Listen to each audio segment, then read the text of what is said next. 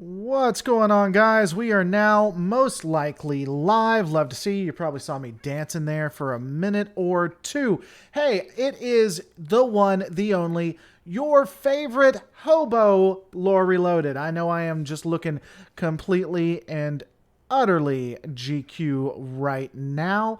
Definitely check me out at twitter.com/Lore Reloaded, twitch.tv/Lore Reloaded, mixer.com/Lore Reloaded. Tonight, I'll probably be on Twitch or Mixer. I'll definitely let you go. Sebastian, you missed the dance. Well, buddy, why would you do that? Why couldn't you have been here earlier to see just the epic dance? Will Lozone in the house? I am right here for you, good buddy. Shadow's Edge, and a wonderful morning to you too, good sir.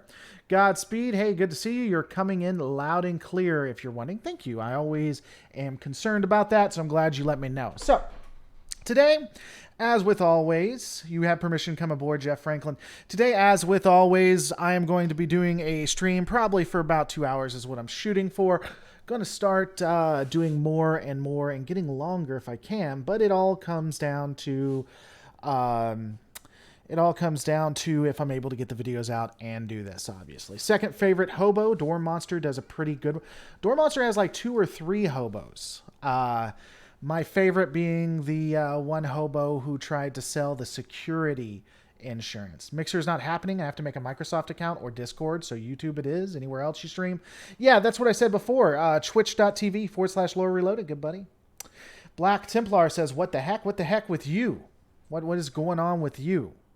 All right, so let's get into the mainstay of why we're here. This specifically talking about the DS9 documentary, its revisionism. Before I get into it, I will say that the DS9 documentary is excellently done and has a lot of great things to it. And there are a couple of things behind the scenes that I wouldn't think they would have addressed that they did. There are 2 major parts that I have a issue with, but we'll get into that in a little bit. Overall, I would say it is well worth purchasing, honestly, at least renting. I actually purchased it. I'll probably do a breakdown of it if you guys want me to. I'll put that in the community for people to vote on. I would say that I understand your point of view, Deadpool. I'm really annoyed with the DS9 documentary. The whole thing just came off as self-congratulatory to a degree. I think they did do a good job of breaking it down and talking about the issues that they had and the things that they had to get past. I didn't, and I do think there is some similarities what they brought up to DS9 and Discovery, which surprised me. I wonder if that was done on purpose or not. I wonder if they tried to make themselves similar to Discovery or if that's just the way it was. I will say this, and a lot of people get in arms about this, but it does seem like every time a new Trek comes out, you get a similar backlash to what we see with Discovery. So for instance, like TNG, there was some backlash. I don't think it was huge. And then with DS9, they actually read some of the feedback or some of the things people were saying, and it was very reminiscent of people complaining about Star Trek Discovery. I do think it's different. I think that the way the hatred is, or the way that the criticism was different, but there is some similarities there. Yeah, Robotech, I had an entire script I was going to actually record right before coming on, and then I realized I messed up because there were some cross-continuity issues between Macross the movie and Robotech. I was very, very upset like that. So, I'm going to redo it, but I think it'll be interesting. Hey, Lore Reloaded, what DS9 really did get right, is character development. Overall, I agree. So, did Star Trek women make 70 cents on the dollar? They did not. No. At all. They didn't make any money. Because Starfleet didn't have an economy late season 1 of TNG, apparently. TNG wasn't good until season 3. We can give Discovery a chance. You see, I don't really think that is. I don't really think that's fair necessarily. Just because something else wasn't good till later doesn't mean this will be. And if you don't like it now and you don't think it's going to be doing well, there's no real reason to. You don't have to give it that chance. The past is not representative of what necessarily would happen in the future. You should learn from it, of course, but still. Let's focus on DS9 for a second. Let's focus on DS9 for the moment, good friends. The DS9 documentary overall also gives us a season 8, where they drunken lizards back everybody, so we can all rest easy. It gives us a look at what season 8 might have been. I honestly think the season 8 that they promote was pie in the sky. I'll be honest with you. They even admit that they were doing it with no oversight, and oversight usually from the executives and such will usually impact how they move forward. I also think that they set up quite a few threads. Some of it doesn't instantly make a ton of sense. But I'm not. I don't know. I don't know how I feel. Vovacat 17. What does GB stand for in the name? Great Britain? No, it actually stands for Geek Breakdown, which is what these started as, Geek Breakdowns, where I just talked about everything nerd and all that good stuff. I just kept the name. I'm watching DS9 now, and I found I enjoy it in season 1 more than the Next Generation. Sure, ain't nothing wrong with that. All right, so let me. There are going to be some mild spoilers here for the DS9 documentary if you care. So there is that. The problem, why couldn't the Dominion get through the wormhole minefield? Just blow up all the mines at the same time. I don't even think they'd have to blow up all the mines at the same time. In theory, all they would really need to do is send drones to specific areas, blow up enough mines to get ships through, and then let them repopulate. There's a ton of... There's so many holes in the minefield thing. We can talk about that after. So there were 2 points that really annoyed me about the DS9 documentary. And the reason why is I do think that they are revisionist for the current culture. By the way, 66 people watching, 17 likes. Don't be scared. Guys, if you guys want this to happen more, if you want to see me on Twitch, if you want it to be specifically to YouTube, you definitely got to hit that like button. Just hit the like button and enjoy the hell out of it. Just hit it. Just do it. So, the 2 things I didn't like with the DS9 documentary would first be the fact that they claimed that they really brought serialization to the masses, that it just wasn't done. Nobody serialized until DS9. Will Lozone, when will the next non-DS9 live stream be? Probably tonight at 8 p.m. Central Standard Time on either Twitch or Mixer, so be watching out for that. But that's going to be me gaming and just hanging out. I would agree that DS9 eventually brought serialization to Star Trek. But it did not bring serialization overall. There were several different series that were serializing at that point. But the main contender, the science fiction one that did serialization, was not Deep Space Nine, but Babylon 5. Babylon 5 not only started before Deep Space Nine, but also was serializing from day 1. DS9 did not start doing that until arguably season 5 or 6. And really, the last season is where it is. Illumiscati was going on. So that is just a complete and utter fabrication. I don't know if it was done on purpose or not. I'm going to be completely honest with you guys. The DS9 did not start serialization. The only way you could argue that is for Star Trek, and that's not what they were saying. Additionally, they when it comes to doing serialized as well, it was hit and miss, I think. Michael Lindsay, I thought The Next Generation serialized first. There was no real hard serialization when it came to TNG. Not to my knowledge. I don't really think so.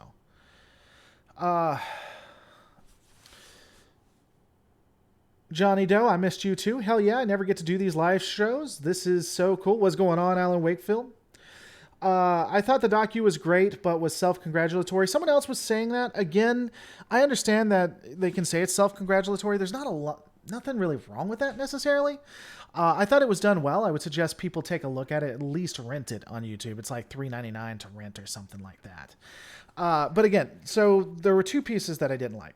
And that first was to claim that they were the ones to start serialization. They didn't. And arguably, they didn't until the last 7 episodes. The other piece to that was that really, and this really, really annoyed me. They talked about sexual identity. My problem they had here was they talked about some great stuff that they did that I've always thought DS9 did really well, which was first, they had homosexuality involved, how it was about the person, not the gender. You had that with Dax and her lover. You had that with Mirror Universe Kira, who was bisexual, and a couple other characters. And you even had some characters that were male and pregnant, though that was in dialogue, not necessarily... that was in dialogue, not necessarily that we see on screen. Then they talk about how great they were, how they brought this to the screen and everything like that. And then they're kind of like, well, we checked off that mark. We did that as DS9 too. And then they wipe that away and say, well, no, wait a second. We missed something. And here we go. Also, Cisco did Bald better. Here we go when it comes to them being a little bit I don't know, masturbatory or self-serving. They talk about how they should have made Garrick homosexual, and he should have had his homosexual relationship with Bashir.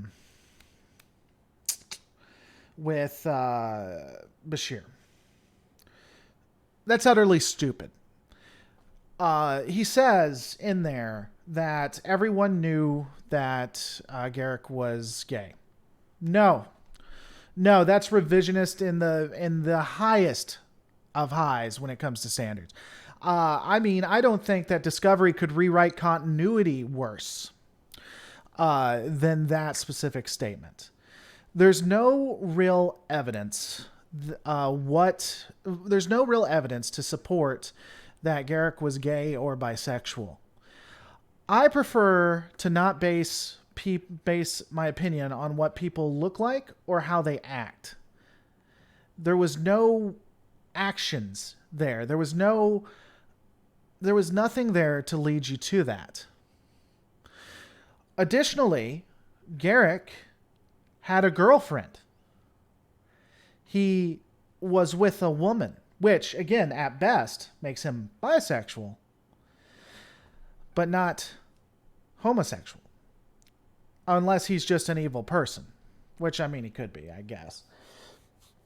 And, you know, my issue is not that they said he was homosexual. I don't care if ultimately Garrick turned out to be homosexual or was in the story. That could have been interesting to have Garrick and Bashir together. I thought that might have been intriguing, for sure. But it was revisionist, and I believe it was only, I sincerely believe it was only stated because it was fan fiction, and that's what we want in our current culture. And that demeans people who are homosexual, that demeans the movement to help, or not to help, but that demeans the movement for LGBT pride and everything. It is an insult, in my opinion.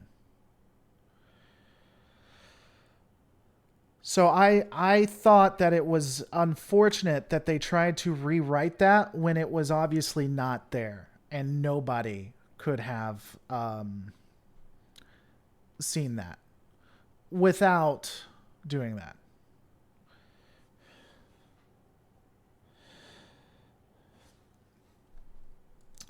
Oh, yeah, I stand corrected. He wasn't evil, Peter Quinn points out. He was a simple tailor. Yeah, I mean, he was just, they gave a lot of time for him being, a simple tailor. I stand corrected. But I hope, it is my sincere hope that people actually see the nuance here, because I know this is going to be twisted against me. I don't care the sexual orientation. I care when you try to demean the movement and rewrite a character that way to look good and get points. That's insulting in the highest degree. So, Gareth just got here and only heard it was an insult. What was, might I ask? They attempted to rewrite Garrick and say that he had always been homosexual. And, the other piece to that, I will say, is that just because you don't look at... just because you don't hit all of the stripes doesn't mean that you didn't... doesn't mean that you didn't at least talk about sexual identity. They also discuss how they had the one cross-dressing episode, which I don't... The more I think about it, when I first talked about it, and there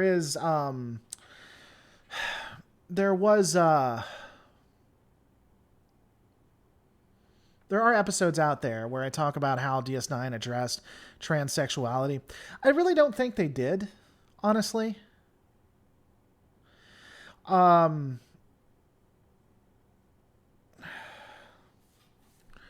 don't know. I don't think that they addressed transsexuality all that well. In retrospect, in 2019, if you will. So did they really do sexual identity? They did things that pushed for LGBT rights, at least from a female perspective, because that was more accepted back then. But I don't know that overall, when it came to that.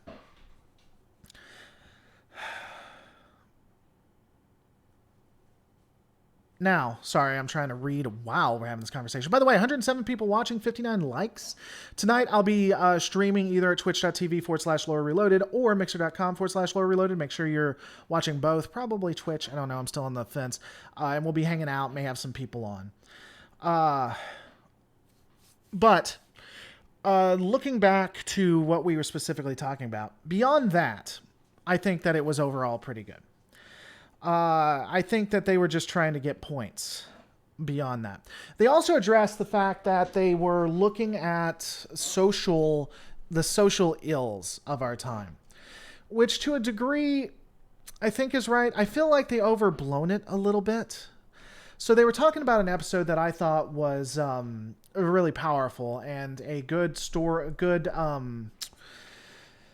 warning, where they would take all the people that they didn't care about. I forget the name. I'm sure you guys will be telling me the episode 4 minutes later, where you have Bashir, Cisco, and Jadzia go back in time.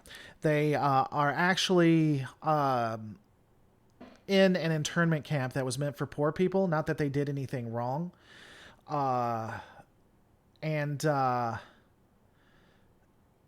Ultimately, they find out that it was just a really bad place, that the poor were being put into camps. And they make it like this actually happened or was happening. Historically, I think it happened. You had places where poor people would just begin to congregate. And you had cities, but past tense part 1 and 2. Right, past tense. I don't think we're seeing that wide scale, and they somewhat made it like, oh God, that's happening now.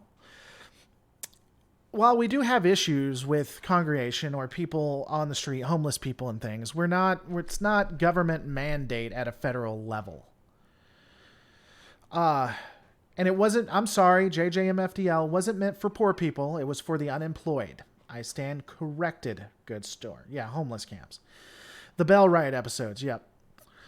I actually really liked... B Slapper says that he hated that episode. I do like that episode, and I do think it's something that we should watch for. It can be prophetic. It's something that I could see with enough movement actually happening. Okay, can't stay for long, but definitely will drop by. Twitch mixture. All right, talk to you later, German Tracker. I just don't think that it occurs today, and they kind of made it seem like it did, you know? And I hate that I'm giving so much criticism of the documentary, because again, the documentary was what? Nearly 2 hours, I think? And of that 2 hours, 30 minutes of it was this. Beyond that, most of the rest of it was really good and very well put together. But those were only some issues. Now, I am going to start talking about their planned season 8. So if you guys care about those spoilers, you probably want to stop here or maybe let me know so I can not do it for you. I won't talk about all of it. There's just a couple of things that kind of caught me off guard and some things that I don't know. I don't know how I feel about it.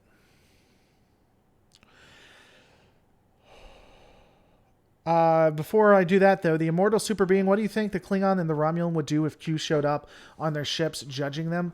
I think the Romulans would try to capture him, and the Klingons would try to kill him. That's probably why he doesn't interact with them at all. Unfortunately, the Romulans and Klingons are too specific hat to really do anything. What's the name of the documentary? It's DS9, What We Left Behind. Talk to you later, Matron. They aren't making a season 8. They just did a pitch for it. It hasn't happened. The Bell Riots could still happen. I'm not saying that it couldn't happen. That's why I said it's prophetic. Oh man, spoilers on something that'll never happen. I mean, they do reboots all the time. A DS9 reboot is not out of the ordinary. I would not. Sarcastic Barman, $5. As you guys know, the only way I keep the lights on is through donations like Super Chats from wonderful people like you. You can consider skipping YouTube and giving me 30% more, because YouTube takes 30% by doing the paypal.me/reloaded. Or if you want to hear a voice say what your comment is, definitely check out the Stream Elements tip option. Thank you so much, Sarcastic. Really appreciate it. Couldn't do it without you guys, and as well as viewers like you. So let's talk about the treatment for episode 1, correct, and the pitch for season 8. I will say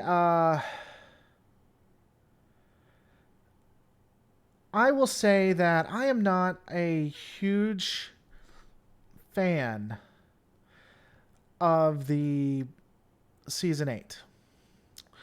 Well, I don't know. I'm on the fence about it. I really am. So basically, here's what happens. Bajor has not joined Starfleet. Which is surprising to me. Has not joined the Federation, which is surprising to me.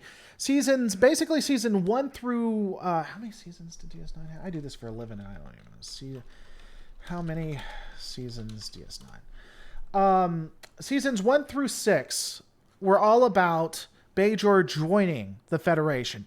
And in fact, Sisko has to stop them at one point. Season 7 leads me not to believe... gives me no reason to believe that they weren't joining the Federation. The entire series was about this backwater planet wanting to become a part of the Federation, and ultimately they don't.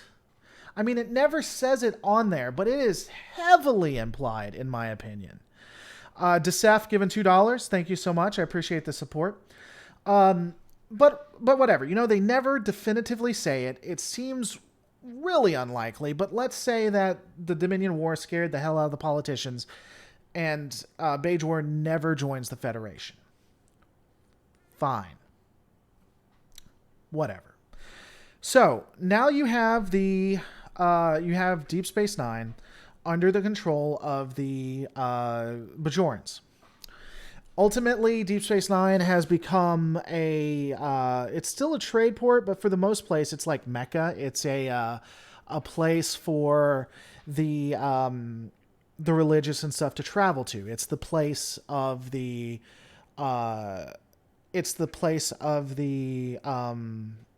of the emissary. It's a shrine. That's the word I was looking for. It's a shrine.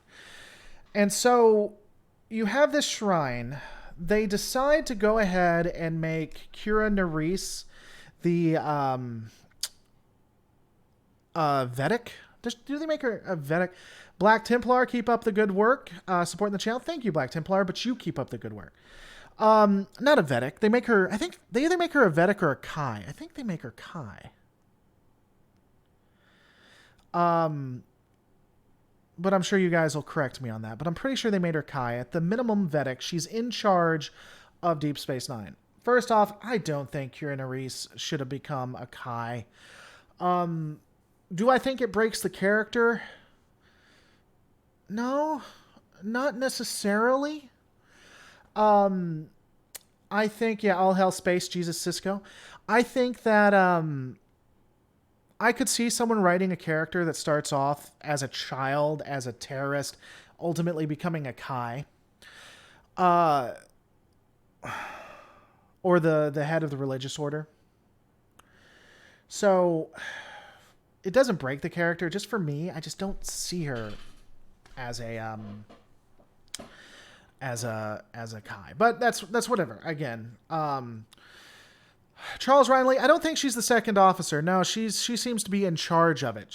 Every time we see her, she's the one actually in the command seat making the judgments. I'm almost 100% sure she was in charge of DS9. I may have to go back and look, but I'm pretty sure she was. So she's in charge. And for whatever reason, well, not for whatever. So she's in charge of Deep Space Nine. All of a sudden, all of the old cast of Deep Space Nine are contacted. You have Ezri married to Bashir, and Ezri's in command of a ship. You have Jake Sisko. You have Worf, who is going to come in with a Klingon ship. And all of the cast are coming together. Apparently, Ezri is in command of a ship, and if she wants to, can decide, for whatever reason, to just take it to Deep Space Nine. Charles Ryan-Lee. This is for Season 8. This is the Season 8 pitch. I'm not talking about what actually happened in Deep Space Nine. We're talking about the Season 8 pitch in the documentary series. Zero Trek, 328, sorry to Zero Trek. I'll generally be on 11 to 2, or 11 to 1 Central Standard Time. It may adjust, and I'll be on tonight, 8 p.m. CST at twitch.tv and or mixer.com/Lore Reloaded. So check me out tonight. Anyway, so you have Kira Nerys as the Kai. All of the cast are coming back. They've all went their own ways. We have O'Brien, who's basically head of the engineering department at Starfleet Academy. And so they all come back, right? And Molly's there, too. Molly's in Starfleet as well, and she's actually based on DS9.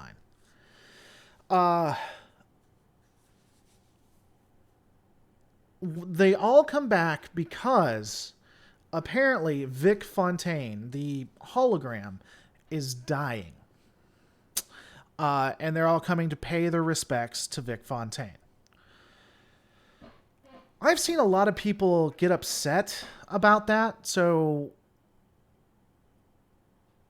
I honestly am not all that mad that they did that. I think Vic Fontaine did have somewhat of a dramatic impact on the show and the characters. So them coming back for his death or whatever, even if he is a hologram, I don't have a problem with that. A lot of people might. I don't.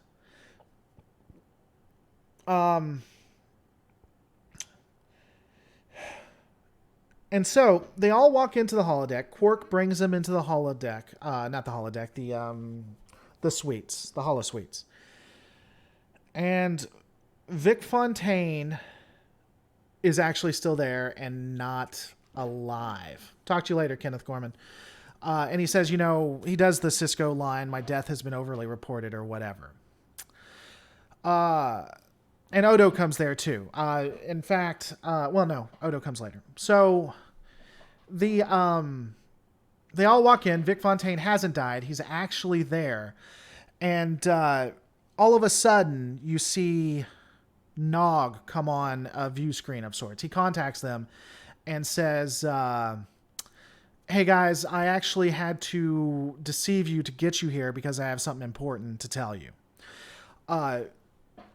Nog is contacting them from the bridge of Deep Space Nine, or not from the bridge of the Defiant, not Deep Space Nine, from the bridge of the Defiant, which is heavily damaged, and the Defiant itself is just beat to hell and back.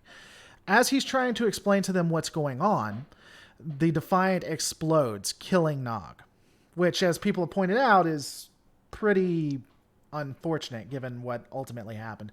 I wonder if they knew that he wasn't doing well, and maybe that's why they did that.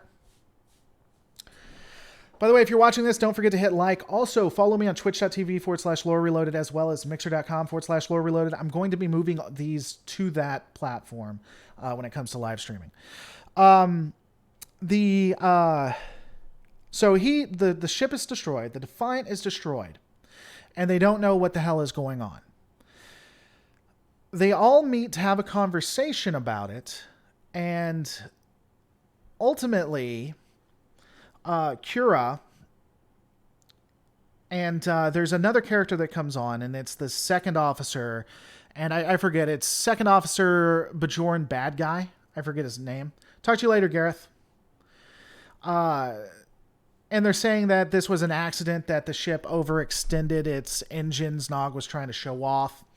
That the Defiant just randomly explodes, because that happens. And this is both backed up by Kira Nerys as well as Second Officer Bajoran Bad Guy. And it is the Defiant 2, yes, technically. Yeah, to be fair, how many times did the crew of the Voyager die? So, the main cast gets together. So you have Ezri, you have Bashir, you have Jay, Quark. All of them are mourning the fact that Nog dies. Kira isn't there, though. And Molly speaks up, and she says, none of this makes any sense. All the others checking to see if I'm still blocked. Innocuous remark. I don't know why you're there's nothing on here that you're blocked. I've sent stuff to YouTube. I've hit them on Twitter. There's nothing. You should be able to talk. If you can't talk, hit me at james@lorereloaded.com.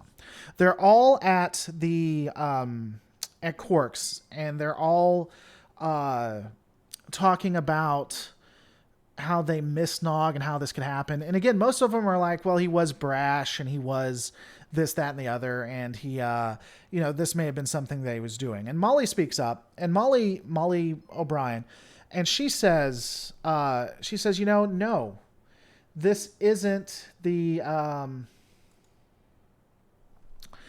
she comes back and she says, no, this isn't the Nog I know. This isn't the young brash kid, Nog was a seasoned officer.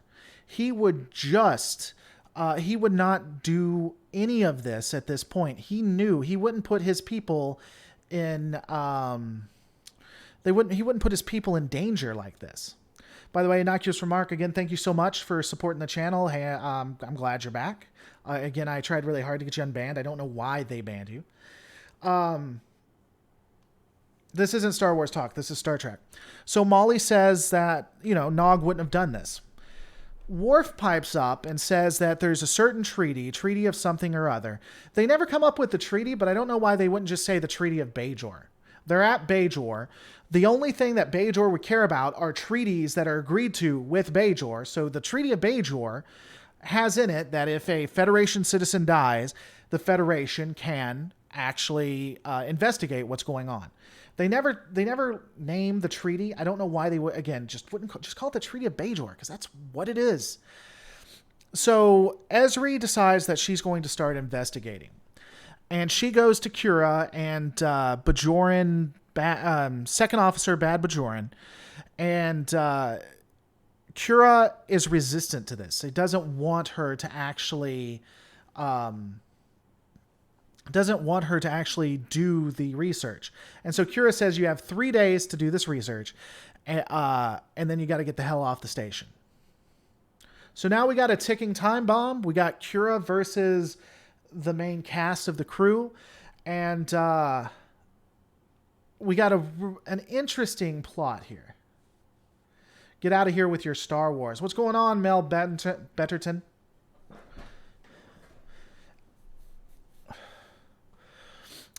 So right now, I'm still on the fence. I don't like what they're doing with Kira. Bringing the cast back together too for this season, I don't know how I feel about that. I've never really been a huge fan of getting the band back together, if I'm honest with you. If it comes to an end point where everyone goes their separate ways, for me, that feels like it's the end of the story. And then new stories should be told. So getting the band back together, again, I don't know how I feel about that. So they continue to begin the investigations to see why the hell Nog was killed, because that's the going theory. Of course, all they care about is, and let me talk about this too for a second before we go too deep into it. The USS Defiant, a Starfleet ship of war, was destroyed right outside of Deep Space Nine in foreign territory. Bajor isn't a Federation planet now. Fine. All of a sudden, Starfleet ships start exploding in Bajoran space. And you're telling me they're only going to have Ezri look into it. And that Starfleet isn't going to push back on Kira when Kira's like, well, you have 3 days to figure this out. Are you a post-Dominion War Starfleet? Are you kidding me? The USS Defiant 2, I know, but still, the Defiant, a ship that is stationed at Deep Space Nine, the ship that is basically a war memorial to the defeat of the Dominion, explodes in a foreign territory, and Starfleet, a post-Dominion Starfleet, isn't saying, excuse me? We only have 3 days to investigate what happened to our ship when we saved your ass in the Dominion War? I don't think I heard you correctly just then. So the fact that Starfleet doesn't get all up in arms and doesn't start pressuring the Bajoran government is beyond me. Maybe they would have written that into it. This was the initial pitch, but that's my pushback. I'm sorry. If I'm a Starfleet admiral post Dominion War, no, we don't got 3 days. We can take 3 years if we want to. I'm sorry, no. But anyway, we'll go with that. So they have 3 days to figure what's going on. Worf heads out and goes to investigate on a couple of leads that he has, while Ezri and others are looking into it on the station. Interestingly, Kira would approach. So apparently they still have some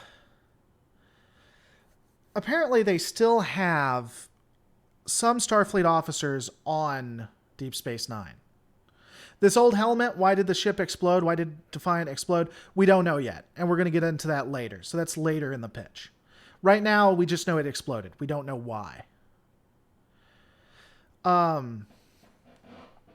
So, there are still people stationed on Deep Space Nine. And at this point, one of the Starfleet officers, is approached by Kira. And Kira states that, Kira tells the Starfleet officer, the science officer, hey, I want you to tell me before you tell Starfleet. Okay. There should be hell to pay. Bajor is acting very Cardassian right now. That if that's found out, the science officer and and Bajor, should be in an S-ton of trouble. And just an absolute S-ton. But that's what happens. So she goes to the science officer. She's like, hey, I want you to look into this. You tell me before you tell Ezri or Starfleet. So apparently Bajor has a mole in Starfleet. Fantastic. Moving to Worf. Worf goes and is in a scene reminiscent of what we saw with Odo. Worf meets with Garrick. And Garrick... Well, before that, hold on. I'm sorry, guys. I'm trying to keep it in my mind. I apologize. I hope this isn't too confusing. Let me know if it is. I hope it's not too confusing. Even after doing that, the Kira goes to the Gamma Quadrant and brings Odo back to begin investigations as well. So Odo comes back with Kira's request, though we don't see a lot of Odo. They don't do a lot with him. They just bring him back, I guess, to bring him back. Mary McNamara, one of the largest contributors on the channel, thank you so much. Like button smash, just sub to Twitch. Looking forward to seeing you there. I'm looking forward to seeing you there, Mary. Thank you so much. So now we have Worf. Worf goes and meets Garrick. Garrick reaches out to Worf, right? And Garrick shows a pad to Worf, and the pad shows... You guys ready? Kira is in front of a bunch of Jem'Hadar who have, I believe, converted to the Bajoran faith. Yes, that's in the pitch at Season 8. What's going on, Michael Weir? Bajor is converting Jem'Hadar to have their own army so they don't have to rely on Starfleet.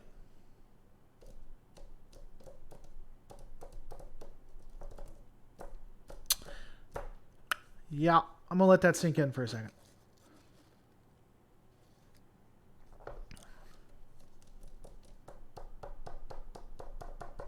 Yeah.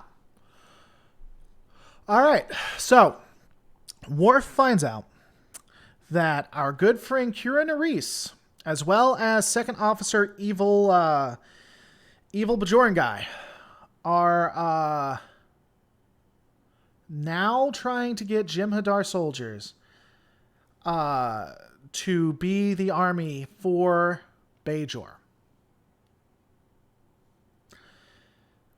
So, here we go.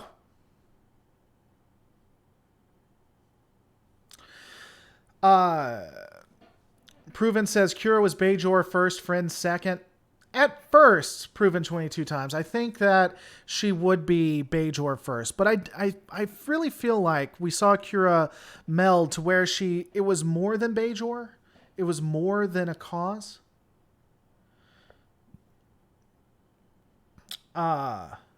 So I don't know.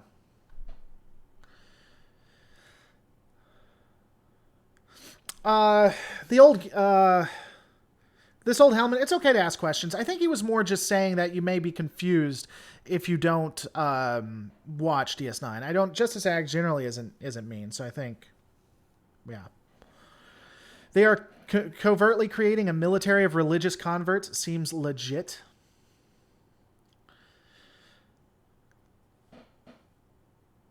Kira, the woman who joined Starfleet to overthrow the Dominion, is now such a Bajoran nationalist that she's working with the Jem'Hadar. Yes. And VX Game, I'm not plotting this. This isn't me. This is Ira Byrne. This is the creators of Deep Space Nine. This is what they wanted Season 8 to be. This isn't my fanfic.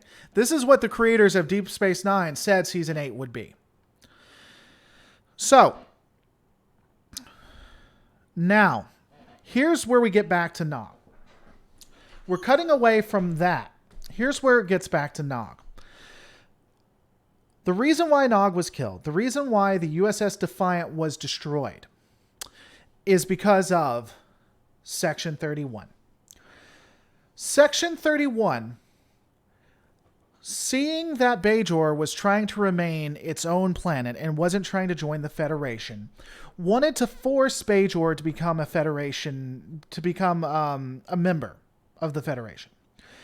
And so they wanted to try to determine why Bajor just wouldn't join.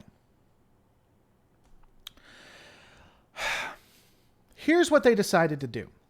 Section 31 determined that Bajor, the Bajorans, didn't join the Federation, were not Federation members because of their religion. They had the prophets to prop them up. This is not consistent with the Bajorans. The Bajorans definitely, faith is a strong element, but their spirit isn't completely based on their faith. That is not why they, what's up, Lasoal? Welcome. Glad you come. That is not why the Bajorans are staying independent. Now, what Section 31 wants to do, they want to destroy the wormhole, which would then remove the prophets and cause the Bajorans to lose all their faith, leading into them becoming a member of Starfleet. Here's something every one of you is going to like. Here you go. You ready? Who do you think, Memphis sports fan, we're just talking about the documentary series. This isn't my pitch. I've made it abundantly clear. I'm not saying this. Who do you think is in charge of Section 31? If you've seen the documentary series, don't say it. If you haven't seen the documentary series, who do you think they put in charge of Section 31?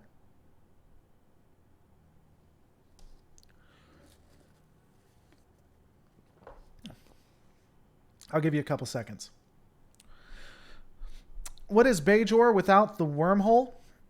I think Bajor without the wormhole is still a strong planet that has impacted the universe. They may not be a huge trading hub, but I think they still make their mark. No, Memphis sports fan, that's what I just asked. Those who haven't watched the documentary series, who do you think was in charge of it?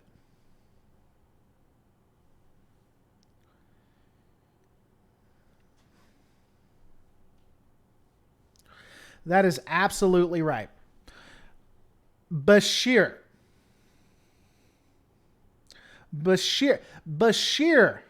is head of Section 31.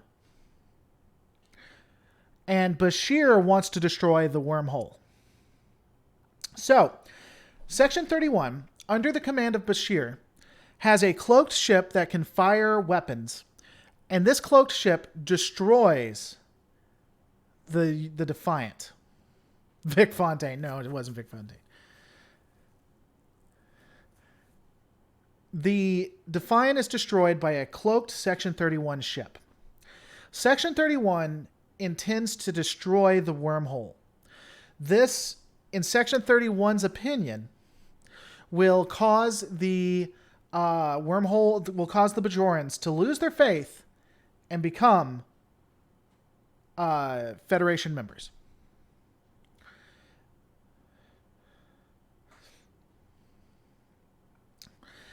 The reason why. Here's the thing. That is entirely consistent with how it is. That idea is inconsistent with what Deep Space Nine was trying to do, but entirely consistent with the Next Generation and Voyager when it comes to how they treat atheists. You have an atheist state, Section 31, and they even talk about how humans and Starfleet most likely don't believe in gods, a god or gods.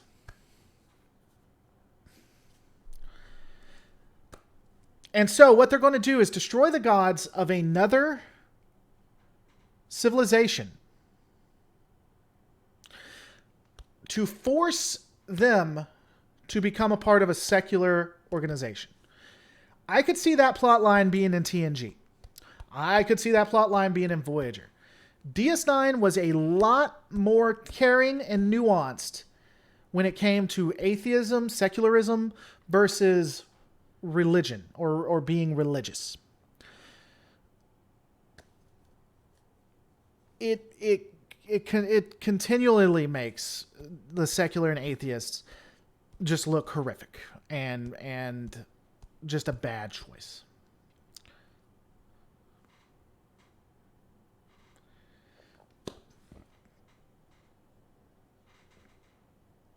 So, let's recap what this is.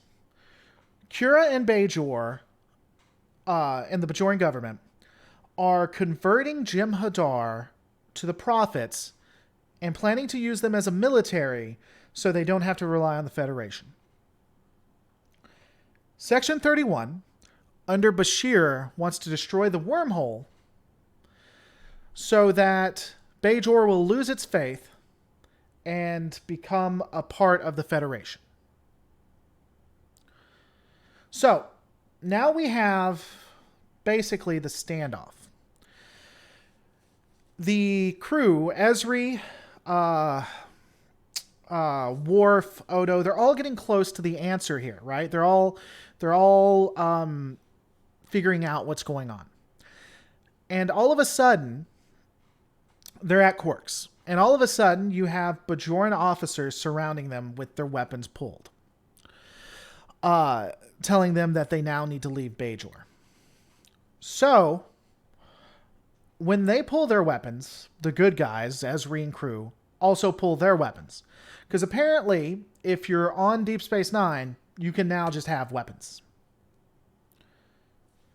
You cannot, they all have weapons. Kira shows up and asks what the hell is going on. Second officer, evil Bajoran guy, says that Kira is going to need to make a choice. She either stands with Bajor or stands against Bajor. Kira pulls the weapon out from one of the security guards and aims it at the security evil bad guy. And so now we're about to have a fight on the promenade. All of a sudden, a white light comes, and Space Jesus Sisko appears. He appears almost everywhere. So basically, we're having the event in the Bible where Jesus appears to multiple people at the same time. That's happening with Space Jesus Sisko now. He appears to Kira and those who are having a face-off. He appears in front of Jake, who is somewhere else. He appears on the Bajoran ships, the Federation ships, as well as the Klingon ships. That's the first episode. That's the pitch that they'll go off for season 8. So if you're confused, let me know. But that is exactly what the pitch was. I'm not trolling. That's what they said.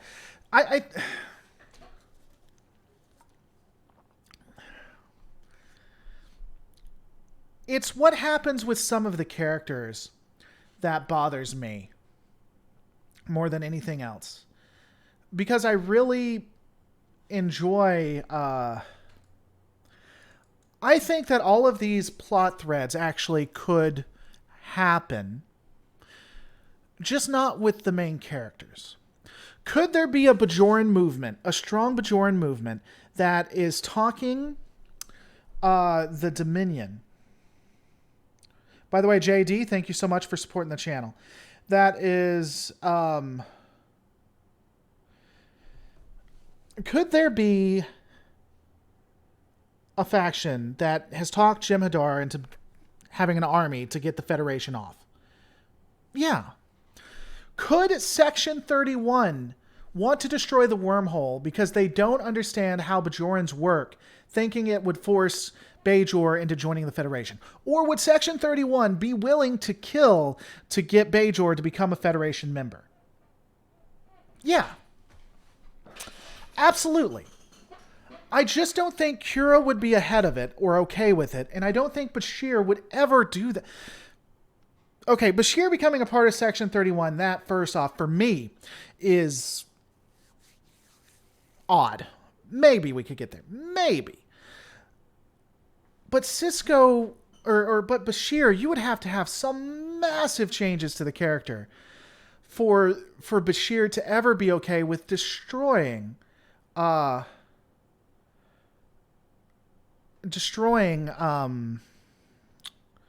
wormhole.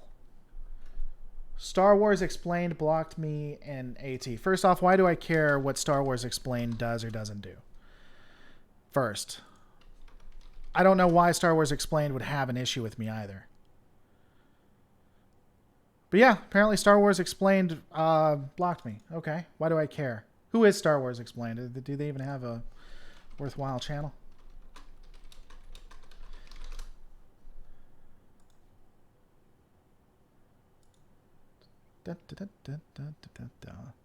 Did they make a big deal about it or something? Oh, wow. Okay. Fantastic. Sorry, I don't know why I let that get me off. I don't even know who the hell they are.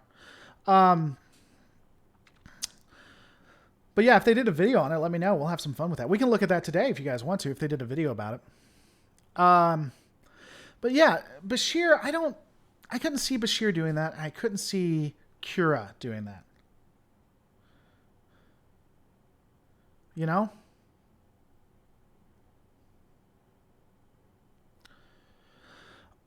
What are your guys' thoughts on it? Section 31 is the best. Section 31, to the best of knowledge, doesn't operate like that without a threat of some sort. Huh. Okay. VX Gaming says Star Wars Theory is so much better. Oh, okay. Section 31 might do it if they could talk. If they felt like Bajor had to become a part of the Federation, they wouldn't be above it. Just Bashir doing it, especially because he knows what the impact of it is. You know, I don't know.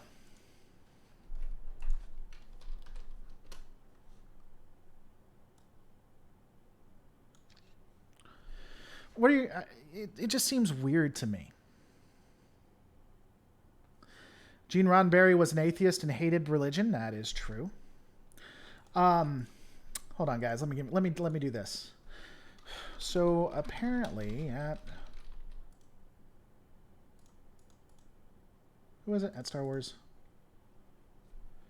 Explain? Let me.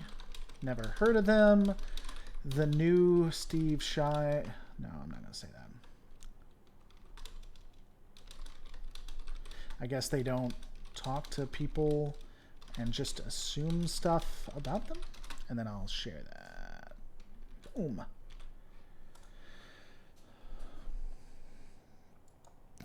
Honestly, again, none of this ultimately matters. Canon is what occurs on screen. But the pitch itself, I don't necessarily hate. We just need to remove Kira and we need to remove Bashir. Section 31 basically used the Dominion's own bioweapon as the quickening against the Founders, so well, that's true. Bashir joins Section 31 after a tragic event that killed Chief O'Brien in a dark game. That's exactly what happened. Actually, O'Brien was there.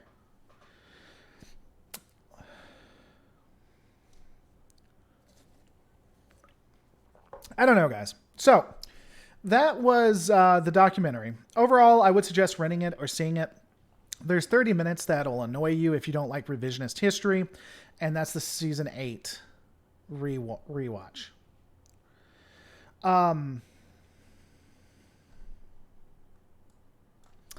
You guys have any questions about that, or are we going to move to how Robotech just drives me absolutely insane?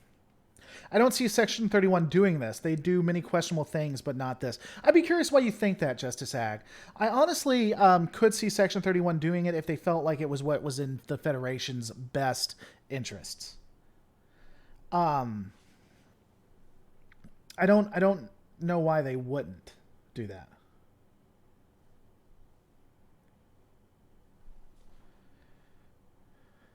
Steve Shives is a friend of mine. I shouldn't have said that.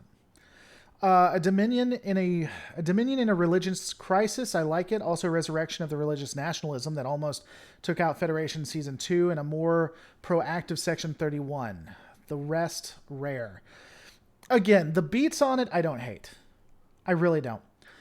Michael Weir, the way I see it, Jesus Sisko, Space Jesus Sisko, on the promised on a motorcycle facing a ramp, about to jump a shark tank. I get the reference. That is a Happy Days reference.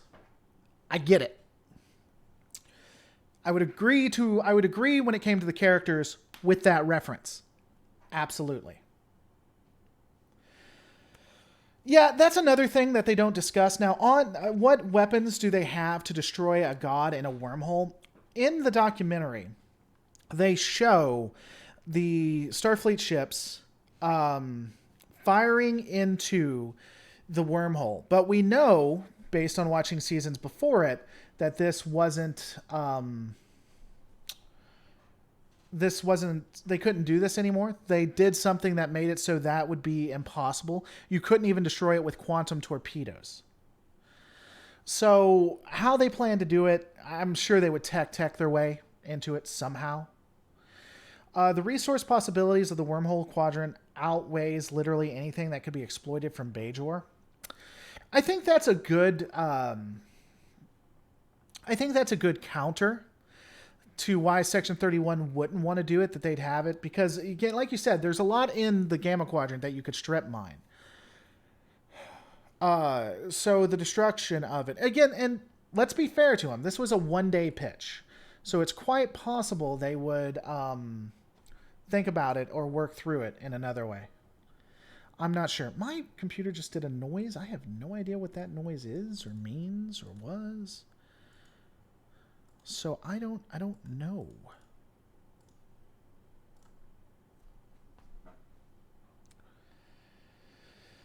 Wait, is it possible they make a crossover with Discovery? I hope not. That was accomplished during the Bashir Changeling arc when the wormhole was reinforced. Yeah, the wormhole was reinforced, which is what we were talking about. Transphasic torpedoes from the future Janeway to destroy them? Maybe. I guess maybe they could use that kind of technology. Possibly. But that's the only way they could do it. Anyway. I don't know. I'm now more interested about this Star Wars Explained thing. Why the hell am I... Why, first off, how did someone know that they did that? Secondly, why would they... What the hell did I do? I'm always interested when bigger channels decide to do that. No, I just can't see Section 31 operating like that because they were formed to fight threats unknown to General Starfleet. I don't know, maybe. Ezri ain't dumb. She'd know everything Bashir does. Ezri would actually be truly behind it. So moving to Robotech for just a second, because you guys like Star Trek. Robotech is confusing as hell. I'm going to be honest with you. I'm going to have a breakdown out tomorrow. And I was working on the SDF one, Macross is what I was going to break down. And there's like 6 different versions of it. So I think I'm going to go to the Robotech one, because that is the one that has the most information on it. Not most information. It has a lot of continuity to it. And then if people want me to do the other SDF Macross, I will. They really screwed over. It just drives me insane. They have several different continuities of Macross. And then what they did is they took three animes and made it into Robotech. How the hell does that work? So it's just insane. Mara Maknami helping out the channel. Robotech was the first anime I was exposed to, watching it at 6 a.m. back in 86 when I was 6 years old. It will always hold a soft spot in my weeb heart.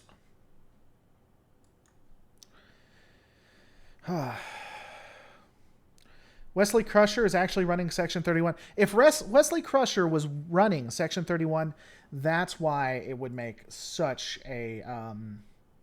that's why I agree it would make such a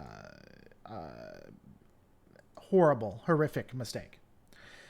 Justice Ag, the purpose of Section 31 is to protect the Federation from outside threats. They may destroy the wormhole, but not because of Bajor or the Prophets, and I don't see them doing something so open. I mean... I mean, let me say this. I think the person who did the counter saying, this makes no sense because of everything you could get from the Gamma Quadrant, Bajor being a part of Starfleet or the Federation, there's not a lot to gain with that versus what you could get from the Gamma Quadrant. I think that's a good counter. That makes a lot of sense to me. So I think that that is probably where they were going with it.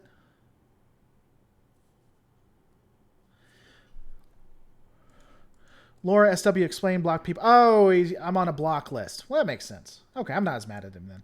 I wasn't mad at him before. I was just confused. Okay, well, that makes sense. Dan Mason, the reason they combined the 3 series was to get over the syndication limit. Okay, well, that's fair. By the way, guys, thank you so much for supporting via Super Chats. If I haven't read it, let me know, and I will. Robotech has 3 arcs: the beginning Macross, the story of Rick Hunter and STF-1, the past, the middle story, Robotech Masters, the Max's daughter as the lead 7, last one with the Invid. It's simpler. Here's the thing about Robotech and Macross. So, not even looking at Robotech, just Macross. So Macross, they have this entire huge series that they do. Then they do a movie with Macross. And they're like, you know what? Screw that series. Screw everything that happened on that series. Let's rewrite the very beginning. Because why? That's what we do when we do Japanese animation, I guess. We just rewrite an S-ton of stuff. Because why wouldn't we do that? Stephen Nizik, $4.99. I cannot forgive Robotech or Macross for not coming to an understanding with Battletech over the Lost mechs. Love me those wasps and stingers. Well, that is a sad day. I agree. Thanks, Section 31 has a God Killer squad designed to seek out and destroy godlike beings. I hope not. That would be stupid. That would be so stupid. Oh, man.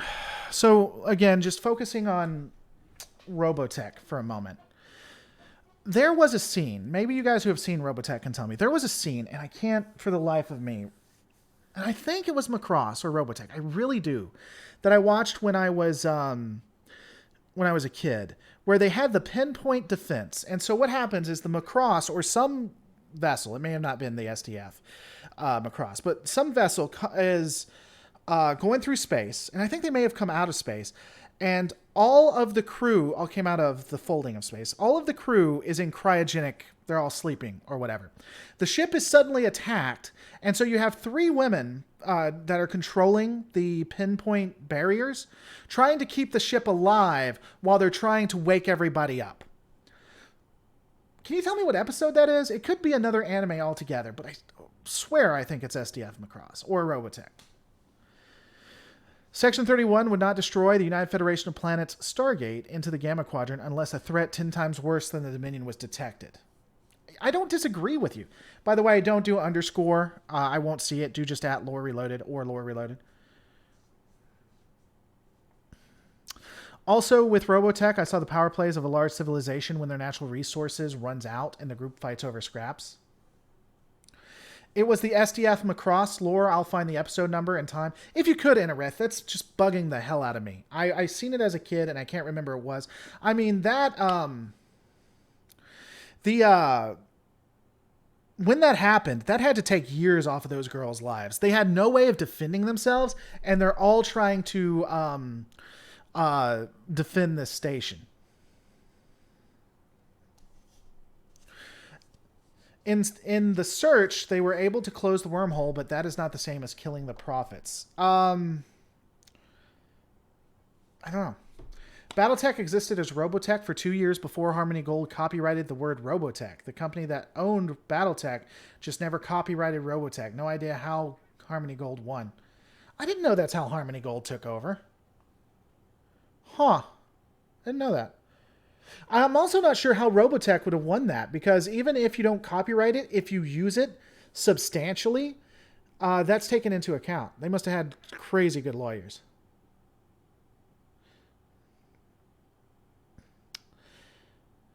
If the Borg assimilated Picard, they would know of the Q, right? Further, if they erase all traces of individuality, why did his French accent still there? So, I have actually done a theory. I actually have a theory about that. I did a video on it where the this entire thing, the entire events with humanity up to the Battle of Wolf 359 was actually a proxy war between the Borg and the Q. And so here's what happened or may have happened.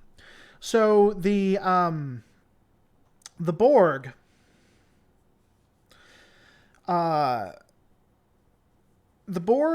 are going around the Alpha Quadrant, and they find Starfleet, and they assimilate some of the technology, and they find out that Starfleet isn't much. It's not a lot to look at right now. So they leave Starfleet alone because they want them to progress a little bit.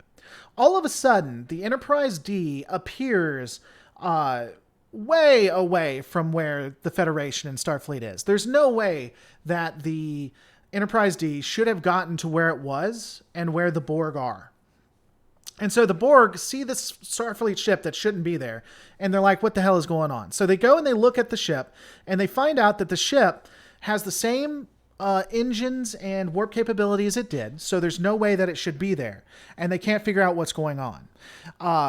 Why it would be there. Makes no sense. They attempt to assimilate it, and all of a sudden it disappears. Q sends them back to where they were. So this should be confusing as hell to the Borg. Why? How did the Enterprise get there? How did the Enterprise get away? None of the technology makes any sense. And so they attack the Federation and assimilate Picard and realize that it wasn't actually Starfleet, but it was the Q that was getting the ship back and forth. Now, we can't be sure if they're aware of the Q or not. I think they were, because Guinan was aware of the Q, which means her species was probably aware of the Q. Arguably, her species could fight the Q. And so the Q, realizing that Guinan's people have failed, and they may have the ability to now, the Borg may have the ability to fight the Q, use humanity to fight a proxy war.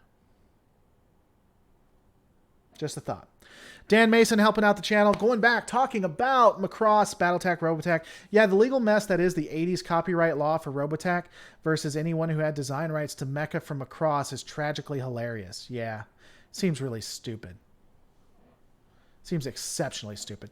Laura, put up on the community the Macross continuity question. Which question is that, Barry Ben? Tell me what it is, I'll put it up. If Crusher was running Section 31, it would be in an alternate dimension. Yes. There was a post on r/Sonic Shower Thoughts about this. Essentially, the Enterprise escaped through magic, and that's why the Borg took such an interest in the Federation. Yeah, look at it from the Borg's perspective. It is confusing as hell. It is absolutely confusing as hell. You take a couple of colonies from the Federation, and you find out you are superior to them in every way, right? So you leave them alone. All of a sudden, you're minding your business. A Starfleet ship that has no way of getting there appears out of nowhere. You go up to it. It tries to escape. The ship is clearly inferior. You send someone onto the ship to look at the engines, because remember, it goes to engineering, to look at the engines. And the engines are the same. There's no way that ship should be there. So you decide you're going to assimilate the ship and everybody on it to figure out what's going on. All of a sudden, the ship escapes. From the Borg standpoint, it looks confusing as hell. Confusing as hell. Justice Ag, did I see your comment? I don't think I did. Can you repeat it? I'm sorry.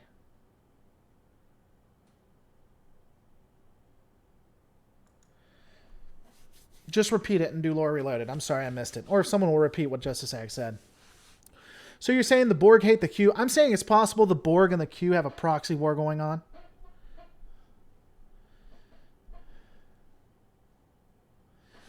Yeah, I actually talked about that before, Jordan. That it's possible that the Elorians taught them about it, and that's why the Q did what they did. because they knew now the Borg could actually fight them. The Borg are essentially Star Trek zombies, slow, clumsy, and always trying to harvest the living. Yeah. I wish the relationship between Q and Guinan was further developed. I do too. I hate that they didn't go further with that. Justice Ag, what was your comment? You need to repeat it. I don't see it. I don't see the comment. I'm so confused. Justice Ag, maybe it's me, but I feel Section 31 is vastly misunderstood. Was that the comment you wanted, Justice Ag? Yeah, maybe it's me, but I feel I just read it. I just found it. I don't think the Section 31 is necessarily understood. I think they're necessary, and I think they're gray. I don't necessarily think they're like evil, you know?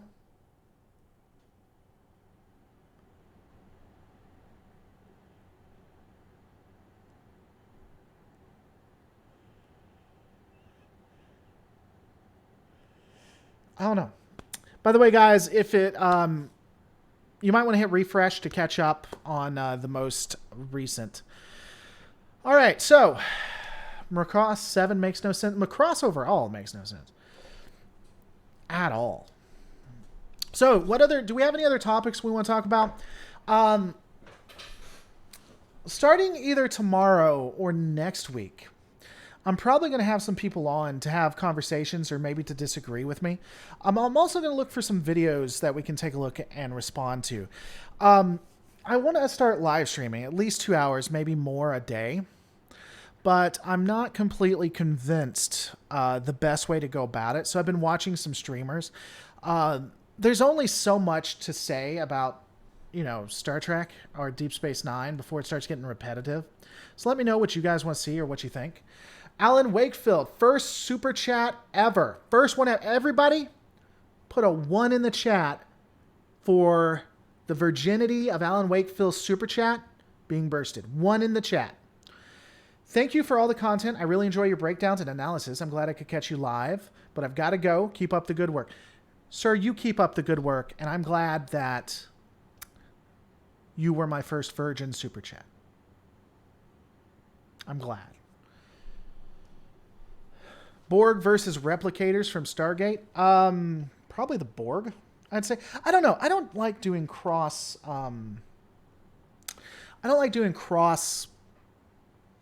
universes. I think it's really, really difficult. About Sisko's powers, how did he get it? It never tells us. I assume that the prophets made him one. He was born of a prophet, to be fair.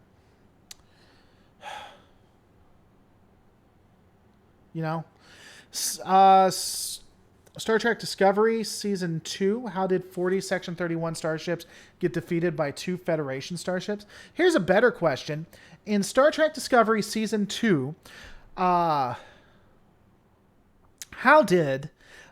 didn't they just use the spore drive to appear directly above Earth and use Earth's defenses and all the ships around Earth to defend against Section 31? Earth had just come out of a war with the Klingons. If you're telling me you were nice and gentle, virginity taken. Alan Wakefield, I love you. I do. What the fuck was I talking about? Earth, United Earth, the Federation, Starfleet had just come out of a war with the Klingons. You're telling me they wouldn't have a ton of ships there for defense? That's exactly what they should have done. They should have used the spore drive to appear right at Earth's defenses. Now, the one thing I will say, a lot of people find that a little unreasonable. I can kind of see it, but the one thing I can say is that the Enterprise at that point was brand new. It was the best of the best. It had the most advanced technology. So the fact that it could stand up to Section 31 ships, which were not, probably not brand new, I could see. Why did they decide to F up Gul Dukat in the last DS9 season? Well, because the writers didn't like the fact that people empathized with Dukat. Dukat was too much a character. They did their jobs really well. They made someone who was diverse, someone who felt real. They made a person that could actually, do something and could actually make something. And had a good story to tell, and they didn't want people to be on the side of Ducat because he had to be a bad guy. Because screw good writing. Let's take him in a way that doesn't make any sense. That's why. Star Trek Armada 2 is probably better than Star Trek Armada. The game advancements that they did with it, the ships, the way the ships work, and the more advanced ships is just wonderful. Story-wise, it's all relative. I don't think one story is better than the other. I know people weren't... Zimiko, helping out the channel, thank you so much. I know people weren't huge fans of JJ Trek, but I feel like Into Darkness made one of the best iterations of Section 31 in Star Trek since DS9. Let me say this. I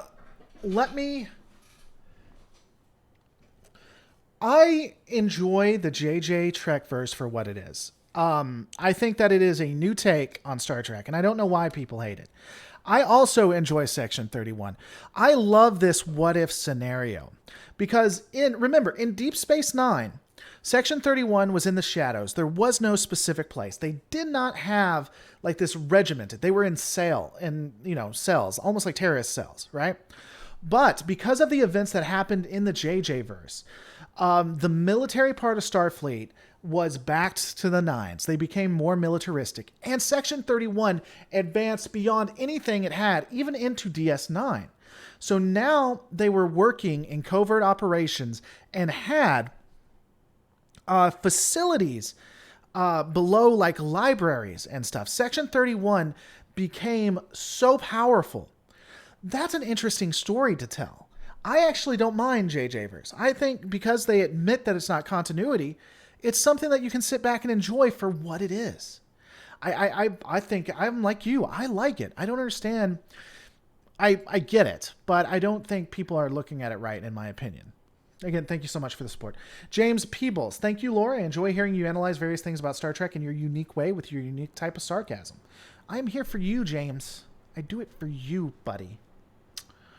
Are you looking forward to Star Trek Picard? I am cautiously optimistic about Star Trek Picard. I don't know how it will ultimately turn out, but I'm hoping that it'll be good, if that makes any sense. Commander Sloan, JJ Trek is more like Starship Troopers, making the Federation a quasi-fascist state. Yeah, I don't disagree, but I can enjoy that because unlike Discovery, they're not saying, "Oh no, guys, don't worry, this is definitely canon," and then doing the same thing. So I don't disagree at all, but I think I just think it's done incredibly well. When is the new animated series? Next year, I think. I don't know. We can find out. Do you think the founders tried to infiltrate Section 31? I don't think they ever found out about them. The JJ Trek was really good space adventure romps. I agree. I think Guinan had a special sense thanks to her existing both in the Ribbon and in the Federation space, and so it's entirely possible that the entire race wouldn't have known it. Maybe, but I really think the Elorians, because we see, what's his name? The Elorian that was the bad guy, that basically got Kirk killed. He had similar abilities to what Guinan had. Let's see. Star Trek animated series release dates.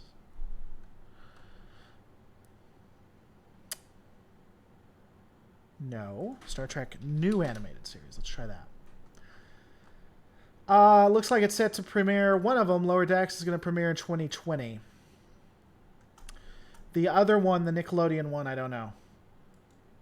It's been announced, but they don't know when it's going to come out. I don't even think they have any stuff for it.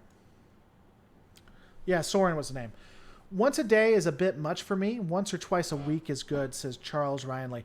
Charles Ryanley, I think you are like severely behind. If you want to refresh, and I get if you can't come or make it, I do want to try to do it every day because I need to expand in that way. But I mean, I understand that can be a lot just to come and watch. I completely get it. Did you try the CCG card game? I did. It was all right. I didn't hate it. JJ Trek had way too much lens flare. Well, then you should not watch the original series, my good friend. That had lens flare out the nines as well.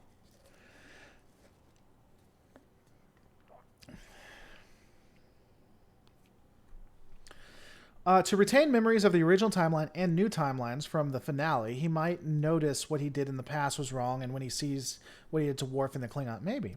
We're talking about Picard, because Picard remembered both timelines. I'm afraid Star Trek Picard could be a millennial show-off. A bunch of Birmingham-esque characters to get them BuzzFeed likes. You know that you're most likely a millennial, right, Chris Riot? If you're aged between 30 and 40, maybe late 20s, you're technically still a millennial. A lot of people don't realize that. But it may be to the newer... I would agree that it's possible they're going to be... They have to a degree, pander to the newer generation. Am I saying something that's been said before, Justice Ack? I don't think so. If you want to learn about Robotech, read the novels. Well, maybe. I can't read the novels and do breakdowns, unfortunately. Episode 6 at 4:23 from the start has the "Sir, I think we can use this as a point defense system." Is the battle where it's used. Yeah, I don't remember. Talking about going way, way back, talking about Macross. What's your favorite Nog moment? When he stands up to Cisco, when he wants to become a Starfleet officer, and why. I have played, I have played the Star Trek Armada tabletop miniature game, now that I think of it. Yes, I have.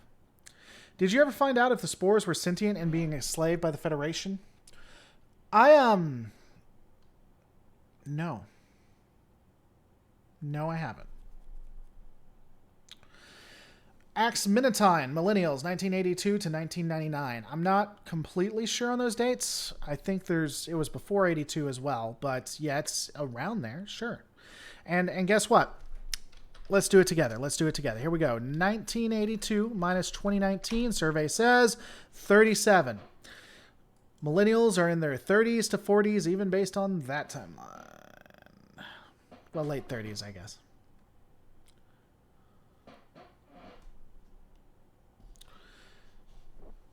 All right, guys, I think we're going to end it pretty quickly. Did you guys have anything else you wanted to talk about, or not really? You liked It's Only a Paper Moon? Yeah, I mean, that was interesting. I don't know. I didn't like him having issues with his leg. I didn't hate it. I just wasn't a huge fan. It just didn't really impact me like it impacted others. You know? So, well, Ducat was a bad guy for being in charge of Tarek Noor and committing forced labor that killed lots of Bajorans, says Charles Wiley. Sure, he was a bad guy back then. I don't disagree, but the thing I'd say to that is that he was sympathetic in the series, and I think it's okay to write a guy like that. Nog became Sisko's protege and almost a second son, following his footsteps and joining Starfleet. Yeah, a lot of people said that. I can see it.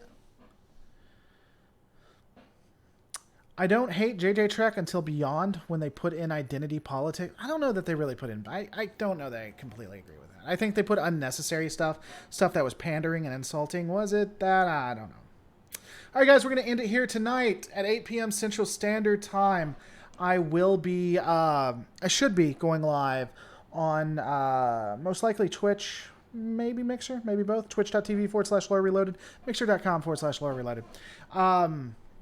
Check me out there. I'm going to be playing games and probably hanging out with my nephew, and so we're just gonna be hanging out, talking. I'll talk about whatever you guys want to. Ultimately, all of these, except for really big shows, are going to be moved over there because this isn't the most popular thing on the channel. People actually don't like it, even though I know you guys do. So again, don't forget to rate, comment, and subscribe. And we'll end this by doing a raid on the Anti-Trekker. So if you're 110 people watching this, go ahead and click on that button and go tell the Anti-Trekker that he needs to shave is what he needs to do. My favorite class ship is the Akira class ship. Don't forget to rate, comment, and subscribe, and I'll see you on the next Lore Reloaded.